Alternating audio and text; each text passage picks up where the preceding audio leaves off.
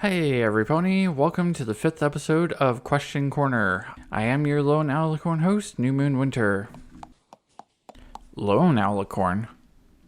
Well, yeah, I thought since Mama was the Earth-colored Alicorn, I'd use the nickname Glacial gave me, thanks to her antics. And it sort of fits. I can't believe that we're on the 5th episode already. I decided to bring our special guest to my Gramps' cottage, on the half chance they are a bit shy around crowds. Today's special guest is none other than the king of inquiries, Enigmatique. Come out here and say hello to everypony. Hello, everypony. I'm so happy to be here. Thank you so much for bringing me onto your show. I never thought in a million moons that the questioner will become the questioned. This will be all off the cuff, so I tend to ramble on with my answers. But yeah, it'll be a good interview. That's perfectly fine, Enigmatique. I myself tend to ramble sometimes. Anyways, let's get this show on the road. Randomizer, no going on the fritz this time around. I bloody well just got you fixed. Is there supposed to be smoke coming out of this thing? How did you manage to make a bowl of cereal catch on fire? Oops. I was wondering why the milk was a red color. Let me guess, you spilt some of the hot sauce on the bloody machine again. No. Well, maybe a tiny bit? So, is 10 peppers hot? Wasn't that a full bottle before? Yes, it was. Do you realize how hard it is to get liquid rainbow from the weather factory? What happened to the other colors? I think some of the colors got mixed into Pinkie Pie's cupcakes, because I know those weren't red, orange, yellow, green, blue, purple in that order. Yeah, rainbows aren't known for their taste, but they make one heck of a hot sauce. I'll have to bribe Dashy into fetching me some more. Oh, so that's how you got the first 6 bottles of the stuff.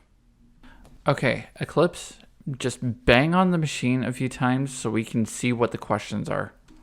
Hang on a tick. Okay, you strumpet, take that, and, oh crap. There goes my snack.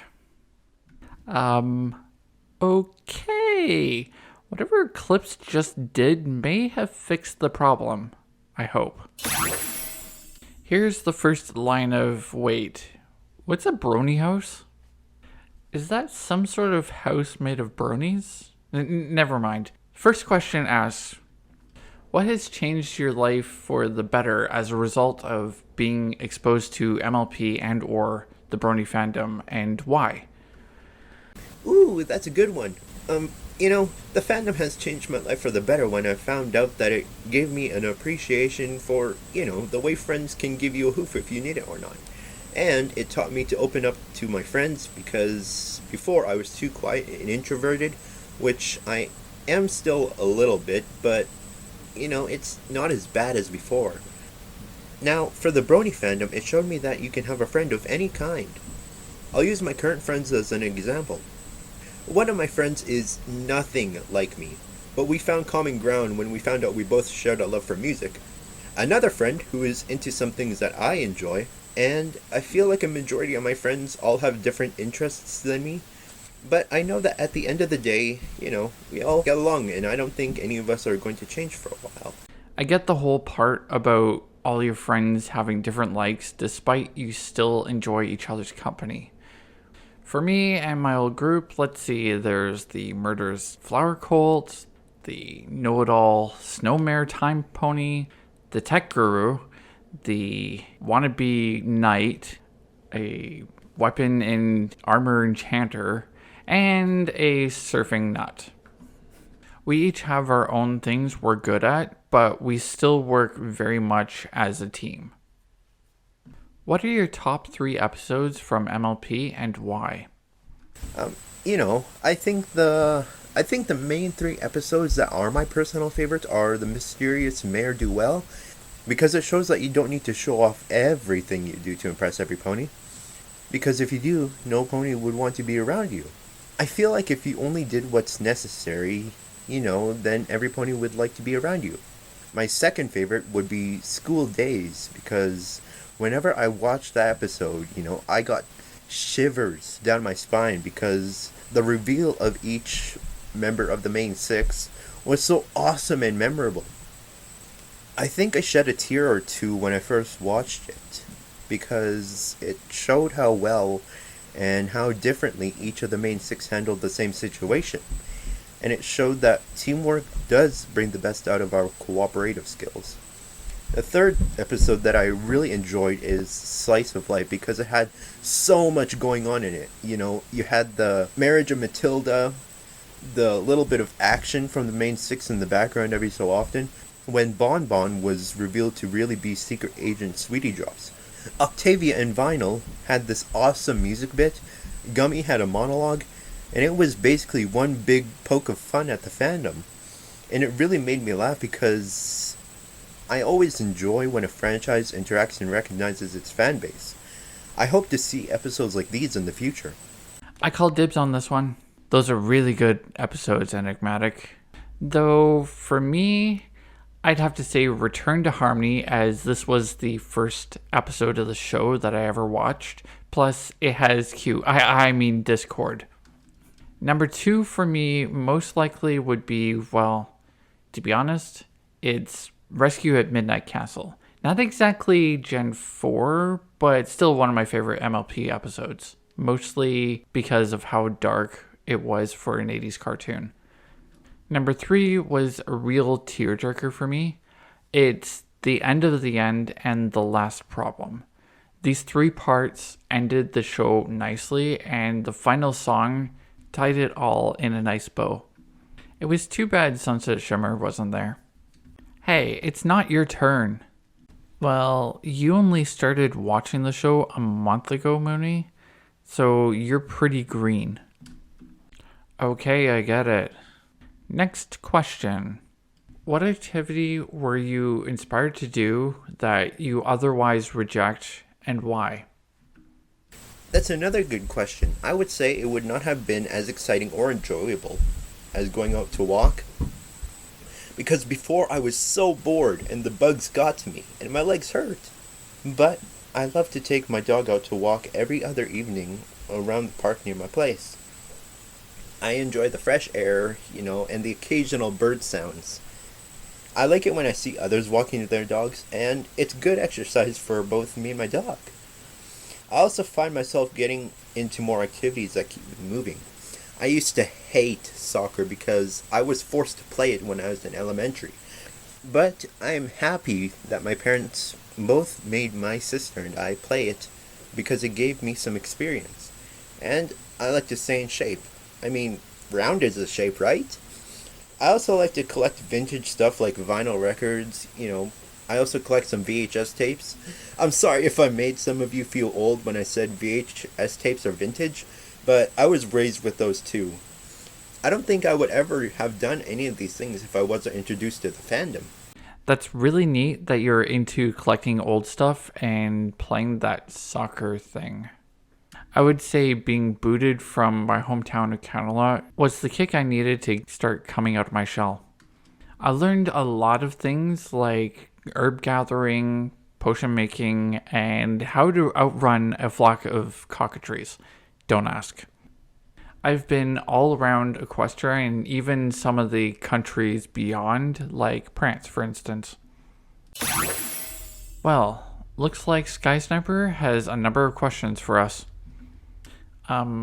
Well, some of them you've already answered.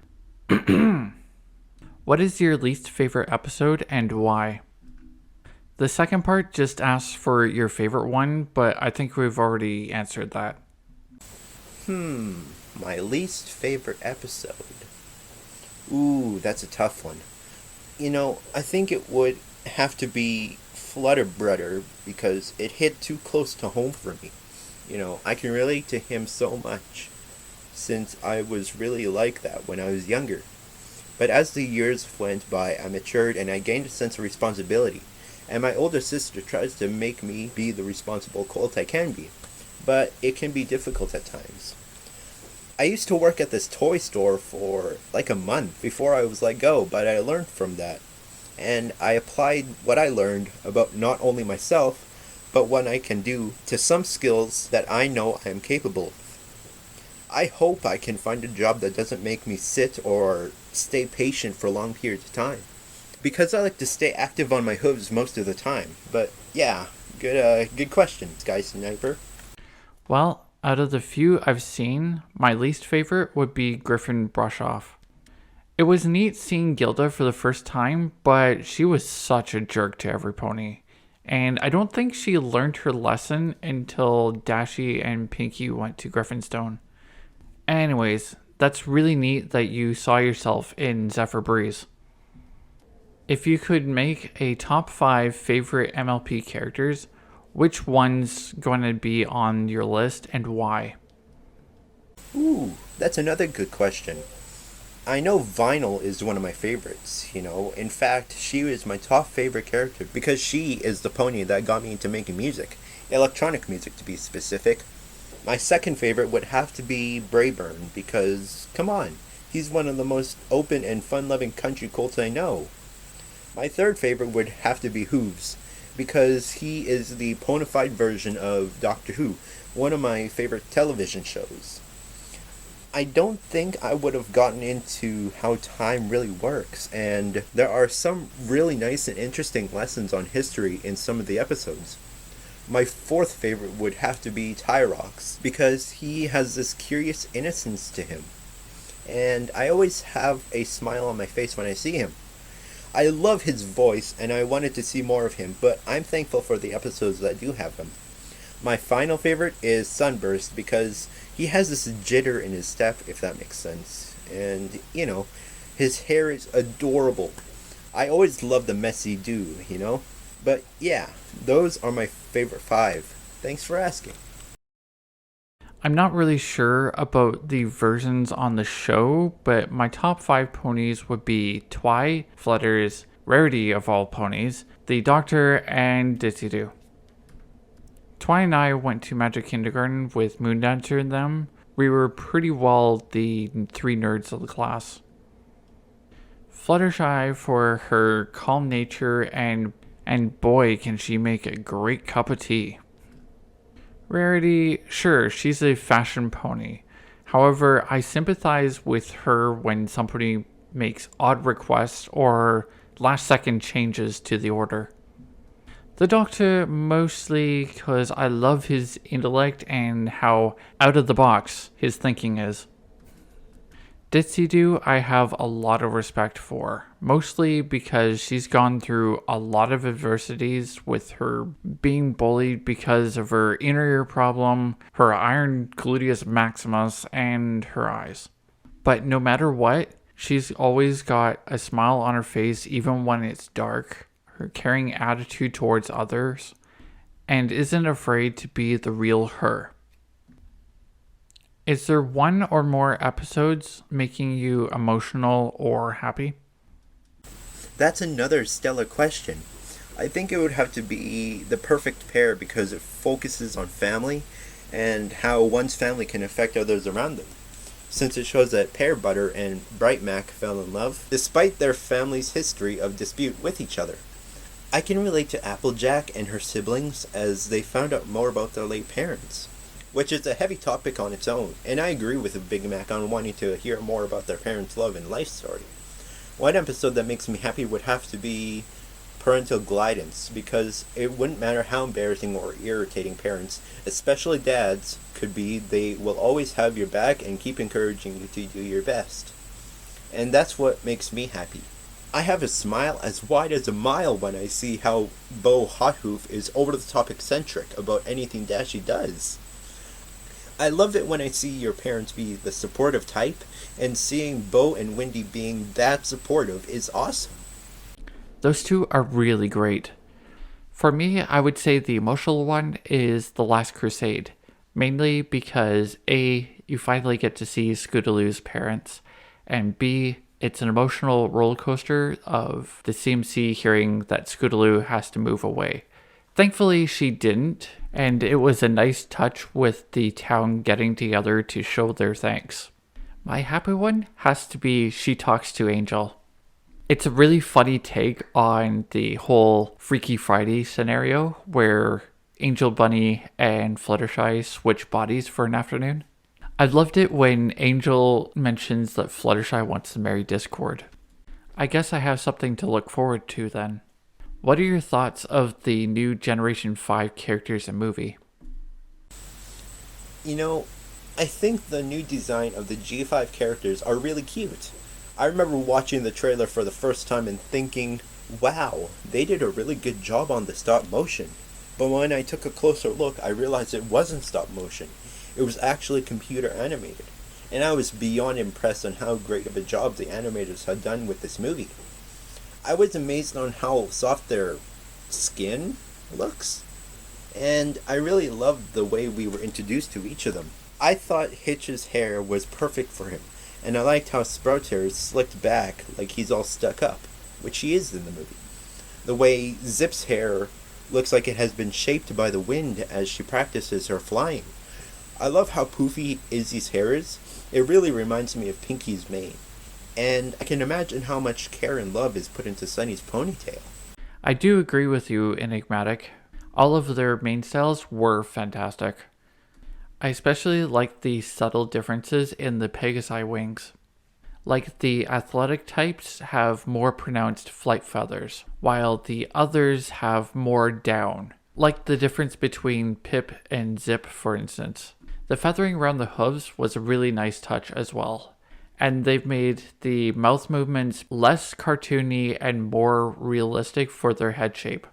However, I still don't understand why there's no squishy frog of the hoof. How the heck are they picking up things with solid hoofs like that? Anyways, which of the MLP Gen 4 and 5 songs stick with you the most and why? Oh boy, a music question. I think Music to My Ears by Vinyl Scratch would be the most profound because it was the one that kickstarted my interest in making music. Then my second favorite would be Fit Right In by Izzy because it has this upbeat sound to it. The rapping part was so catchy. Then my third favorite would be Smile, Smile, Smile by Pinky because just as the lyrics tell us to smile and have a positive outlook on life, it gets me into a good mood. My fourth favorite would be Awesome As I Want to Be by Rainbow Dash because it shows that we all have something special about us and we need to take pride in what we do. My fifth favorite would have to be Apples to the Core because it focuses on how close family is. And it is so country with a hint of Pinky's magic to give it that much more joy to it. Those are all great songs, and Eclipse regularly has those on her live stream playlist. For me, I would say Celestia's Ballad. It's such a beautiful tune, and one I like using to practice singing with. For Gen 5, the one that really sticks out to me would have to be Gonna Be Bad Day. It's super catchy, not as catchy as Izzy's, but I like how Sunny points out all the negative outlook of the other races, and the best way to hopefully change her town folks' hearts for the better. This is the second last question. How did you get into MLP? Ooh, oh boy! This one is my favorite question so far. I remember it vividly. August of 2013, I was in my TV room with my little brother. I was on the recliner and he was on the exercise ball. And he chose the movie My Little Pony Equestria Girls. Because he was a kid at the time, you know? I was like, oh boy, here we go. Because at the time I didn't want to watch it. But as the movie went on, and at the end of the movie when the main six were power ranging up, I had tingles all over my body. And I was like, please, tell me more there's coming out. I always looked for an excuse to watch it with my sister, and I remember when me and my sister first heard Big Mac say, no deal. Because it was the first time we heard him say something other than, yep, or nope. My sister was a fan of the My Little Pony, The Crystal Princess, The Runaway Rainbow, and how Spike changed from being a weird loner to being Twilight's assistant. That's really cool. How I got into MLP, well, in terms of the love for this series as a whole, I would say watching the Generation 1 reruns as a kid in daycare. I loved how it did small arcs in batches of episodes instead of a seasonal arc storyline. In terms of the fandom, I came to be a brony in 2013, not 2014 like I used to say. Thanks, old artwork. It was, again, thanks to John Delancey for voicing Discord. That got me into the fandom. Wait, I thought it was because you met Raindrop's counterpart online and started your group RPs. Oh well. Anyways, here's the final question for this episode. Guy, are you trying to get me banished to the moon? Who is your favorite princess and your favorite villain and why? Celestia, please don't watch this. The last question? Already? I would have to make this one count then. You know, I gave this one a bit of thought, and I would have to say my favorite princess is Luna because she is the keeper of the stars, moons, and night sky. She is the younger sister of the two princesses, and I can see some of myself in her. I'm like a bit on the quiet yet serious side. I can have some fun when I'm with my friends, and I have lots to learn and teach. Now, my favorite villain would have to be the changelings because you never know who is real and who isn't. You would have to be cautious of who you are around. In fact, any of us could be a changeling in disguise right now. This favorite of mine isn't exactly a princess. She's a queen. Okay, a far-off, distant past royal. It's Rosedust, queen of the Flutter ponies. Mainly because she's less of a give orders kind of mare and more of a go-getter when it comes to helping others out, especially if it concerns her home valley as well. My favorite villain? That's a tough one. I would say either Old Tyrek or Red Eyes Grogar. Mainly how menacing they both looked, not like their less oppressive Generation 4 versions. Mooney, do you smell something burning? And why is it getting really hot all of a sudden? The machine! Where's the fire extinguisher? Well, there goes the randomizer. And Eclipse, your tail's on fire. Oh, so that's what the... Wait, what? Ow. Ow, ow, ow, ow, ow, ow, ow, ow, ow. Oh, and Enigmatic, the fire extinguisher is in the cottage. You're telling me you don't have one here? No. We never really needed it before. I guess Eclipse hit the bloody thing too hard. Well, there goes the machine. Let's hope there isn't anything important there. Ow, ow, not really. Ow, ow. I can just use the old projector for the next episode, and the camera seems to not be on fire, so that's a good thing, right? Yeah, I think we need to finish up before everything catches on fire, if that's alright with you. Because I would like to keep my feathers, thank you very much. Okay, hold on. Let's jump to the studio. Okay, I think I got everything. Let's see. You, me, the camera. Yeah, I think that's everything. That's good. Hey, we can have s'mores after this, now that we have a toasty bonfire outside. Anyways, thanks for tuning in to this episode of Question Corner. Anything you want to say, Enigmatic? I would just like to say that I'm so grateful for being brought onto the show, and I would like to thank you for watching this interview. You know, it was fun to talk. I hope you can get a better machine after some pony wrecked it. But yeah, I would like to make the disclaimer again. No part of this interview was planned. It was all off the cut, and no pony got hurt, thankfully. Oh, crap. What is it? It's nothing. She's probably fine. Don't tell me. Yup. No wonder it has been much more quieter since you got us out of there. I hope she knows how to put fires out. Thankfully, yeah. But I'm not going to vouch for her mood later. What are you looking at me for? I got some paint I gotta stare at until it dries. Good thing you had that door unlocked, Mooney. Well, you can say goodbye to the right side of my tail. Don't worry, I know some pony who specializes in voodoo, and I'm sure she can stir up something to make your tail as good as new. Treat me to a strawberry milkshake and we'll talk. Extra large? I'm not like Miss Black Hole Stomach over there. A regular will do fine for me. Be my guest. Also, thank you for bringing me on here. It was great to have you on the show. Who do you plan on bringing on next?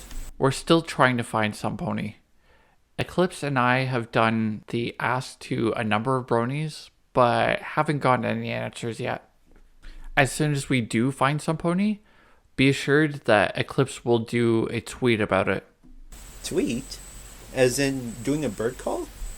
I mean, she'll be posting an update on social media. When I distract Mooney, you sneak out the back door and tell the ice cream tender to put it on my tab. I'll see if I can get caught up on what ponies are finding hip these days. I'm only medium sneaky, but I'll try. Oh no, don't ask her about that kind of stuff. She's a bit old-fashioned in terms of what's hip. Try to ask Rainbow Dash that question. So, will the video end here? Or are we going to bring the viewers along? You guys go ahead. I'll do the last bit and then catch up to you. Anything you want from Sugar Cube Corner? Oh, an apple crumb pie and a green tea. Just tell Pinky Mooney's usual and she'll know what to get. Okay, we'll get you that. See you later, viewers. Thanks, Enigmatic. Leave a hooves up, comment, definitely subscribe to both channels, and click the bell to know when new content is available. Here's where you can find me and my counterpart. Follow us on Twitter and join our Facebook group where you'll get regular updates on what's going on. Subscribe to this channel and Eclipse's channel to see all the wonderful content we'll bring to you. And last but not least, become a Patreon and donate to our coffee to show your support for more content like this and more. And as always, keep your eyes to the skies and never give up on your dreams.